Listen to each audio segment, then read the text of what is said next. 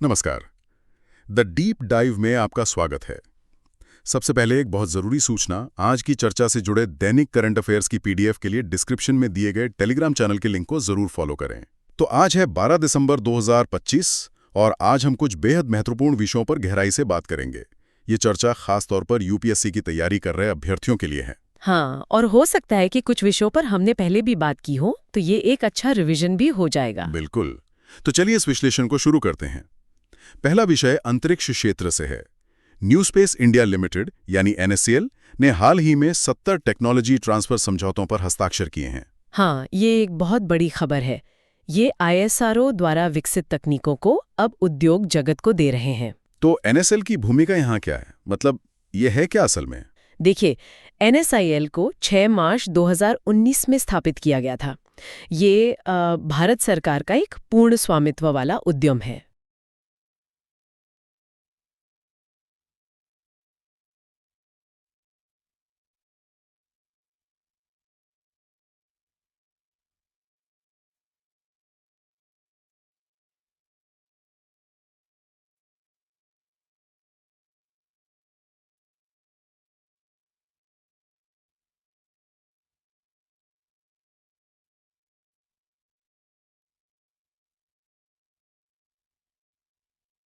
और ये department of space के प्रशासनिक नियंत्रण में काम करता है। तो ये एक तरह से आइसरो की कमर्शियल ब्रांच हुई, है ना? समझ। आप इसे आईएसआरओ की वाणिज्यिक शाखा कह सकते हैं। इसका मुख्य काम ही ये है कि भारतीय उद्योगों को हाईटेक स्पेस एक्टिविटीज के लिए तैयार किया जाए। समझ गया। मतलब आइसरो की जो टेक्नोलॉजी है वो प्राइवेट सेक्टर तक पहुंच रही है। हाँ, और इसके जो प्रमुख व्यावसायिक क्षेत्र हैं उनमें जैसे पीएसएलवी और एसएसएलवी का उत्पादन इंडस्ट्री के माध्यम से करवाना शामिल है। लॉन्च व्हीकल्स का उत्पादन। हाँ, इसके अलावा लॉन्च सर्विसेज, ट्रांसपॉन्डर लीजिंग जैसी स्पेस आधारित सेवाओं की मार्केटिंग करना। और सैटेलाइट बनाना भी। बिल्कुल, यूजर्स की जरूरत के हिसाब से सैटेलाइट बनाना, चाहे वो कम्युनिकेशन के लिए हो या पृथ्वी अवलोकन के लिए। और हाँ, टेक्नोलॉजी का ट्रांसफर। चलिए अब अंतरिक्ष से सीधा जमीन पर आते हैं, पर्यावरण और जैव विविधता की ओर। हाँ, पश्चिमी घाट के सिरोवानी हिल्स में शील्ड टेल सांप की एक नई प्रजाति खोजी गई है।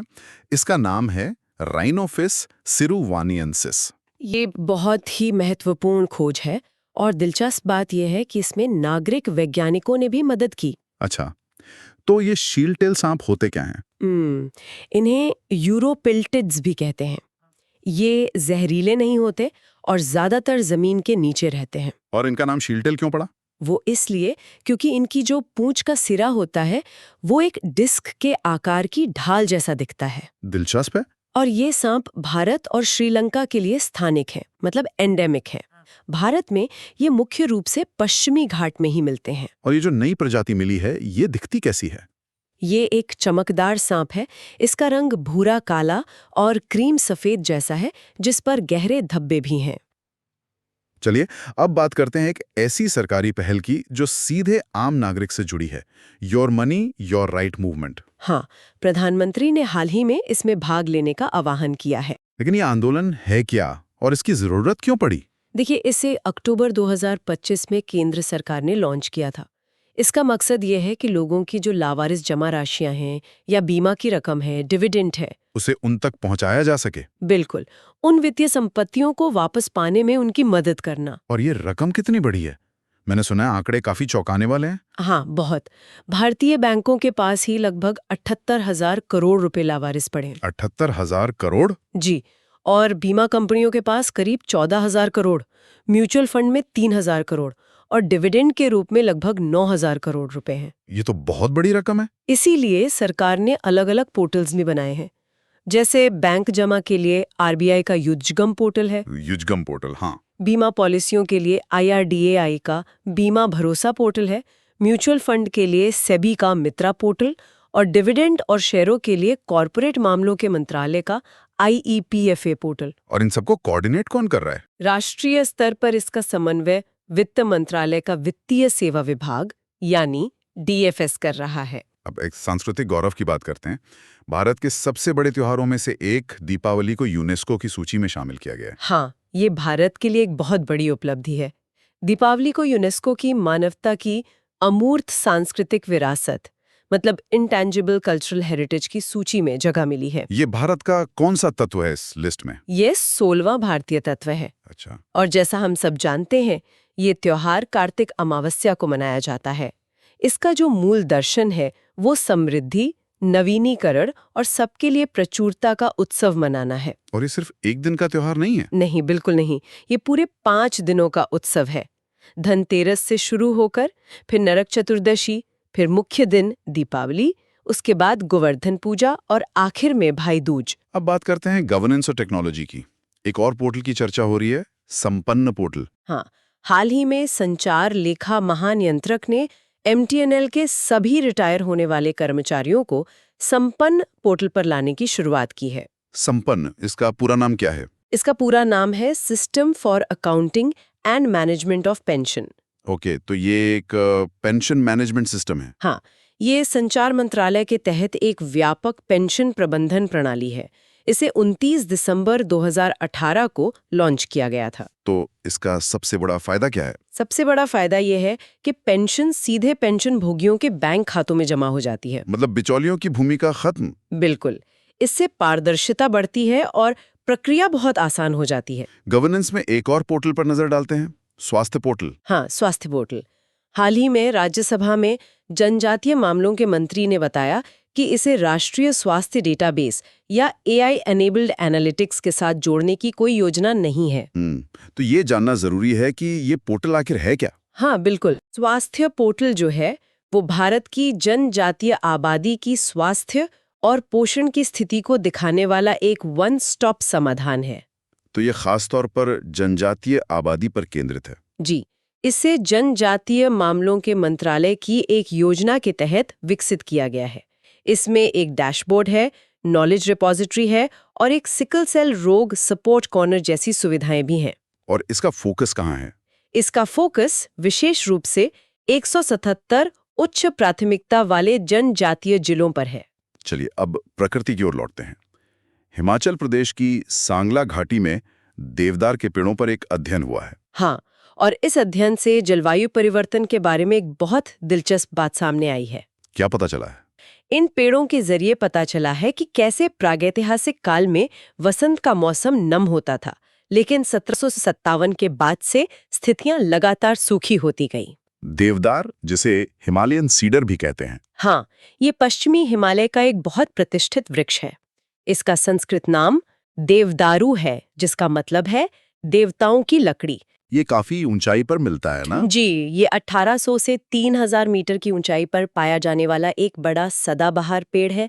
इसकी लकड़ी पारंपरिक रूप से मंदिर बनाने और आयुर्वेदिक चिकित्सा में इस्तेमाल होती रही है। और अब इसे खतरा है? हाँ, पारिस्थितिक रूप से ये बहुत महत्वपूर्ण है, लेकिन इसे अवैध कटाई, आवास के नुकसान और जलवायु परिवर्तन, इन सब से खतरा है। अब विज्ञान और प्रौद्योगिकी के क्षेत्र से एक बहुत ही रोमांचक खबर। हाँ, ये वाकई कमाल की खबर है। कलकत्ता स्थित बोस इंस्टीट्यूट के वैज्ञानिकों ने ग्लोकैस9 नाम का एक प्रोटीन बनाया है जो जीन एडिटिंग को ट्रैक कर सकता है। मतलब ये जीन एडिटिंग करते समय चमकता है। हाँ, ये क्रिस्पर तकनीक में एक बहुत बड़ा कदम है। ग्लोकैस9 जो है वो असल में Cas9 प्रोटीन का एक बायोल्यूमिनेसेंट वर्जन है। बायोल्यूमिनेसेंट मतलब जैविक रूप से चमकने वाला? बिल्कुल, इसे गहरे समुद्र के झींगे से मिले एक एंजाइम स्प्लिट नैनोल्यूसिफरेज के साथ जोड़कर बनाया गया है। तो ये काम कैसे करता है? जब Cas9 प्रोटीन सही ढंग से फोल्ड होता है तो एंजाइम के टुकड़े जुड़ जाते हैं और रोशनी पैदा करते हैं। इससे वैज्ञानिकों को जीवित कोशिकाओं में क्रिस्पर का जो ऑपरेशन है उसे रियल टाइम में देखने में मदद मिलती है।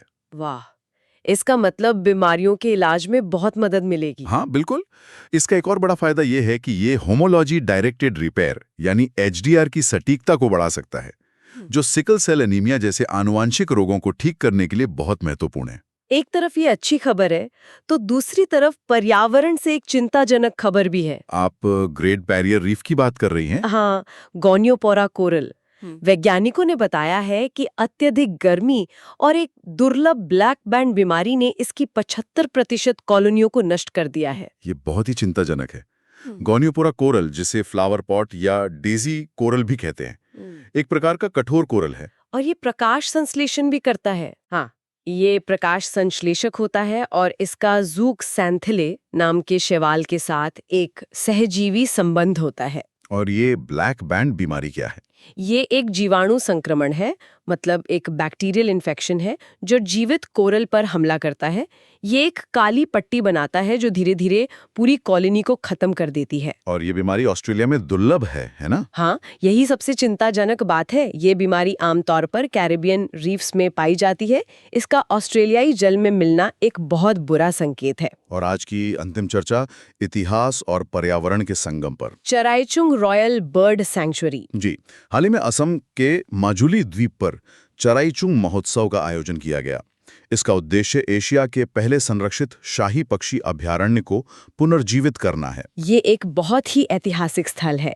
इसकी स्थापना 1633 ईस्वी में अहोम राजा स्वर्गदेव प्रताप सिंहा ने की थी। और ये दुनिया के सबसे बड़े नदी द्वीप माजुली पर स्थित है। हाँ, और यहाँ लगभग 150 प्रकार के स्वदेशी और प्रवासी पक्षी पाए जाते हैं, जो इसके संरक्षण को और भी जरूरी बना देता है। तो इस महोत्सव का उद्देश्य पर्यटन को बढ़ावा देना भी है। बिल्कुल, चराइचुंग को एक पर्यटन स्थल के रूप में बढ़ावा देना भी इसका एक बड़ा मकसद है। तो आज हमने प्रौद्योगिकी, जैव विविधता, शासन और सांस्कृतिक विरासत जैसे कई महत्वपूर्ण विषयों पर चर्चा की। हाँ, और आज की चर्चा से एक बात साफ होती है कि कैसे विज्ञान और प्रौद्योगिकी जैसे ग्लोकास9 और संपन्न पोर्टल शासन और मानव स्वास्थ्य में सुधार कर रहे हैं। लेकिन वहीं दूसरी तरफ जलवायु परिवर्तन हमारी प्राकृतिक विरासत के लिए एक गंभीर खतरा बना हुआ है, जैसा हमने देवदार और गोनियोपुरा कोरल के मामले में देखा। और जाते जाते हमारे श्रोताओं के लिए सोचने के लिए एक सवाल। हाँ, जिस तरह योर मनी योर राइट पहल वित्तीय संपत्तियों को उनके सही मालिकों तक पहुंचा रही है,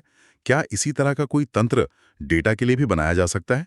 मतलब एक तरह की योर डेटा योर राइट पहल, ताकि नागरिकों का अपने डिजिटल डेटा पर अधिक नियंत्रण हो। ये एक बहुत अच्छा सवाल है। इस पर सोचना बहुत जरूरी है। इस पर विचार जरूर कीजिएगा।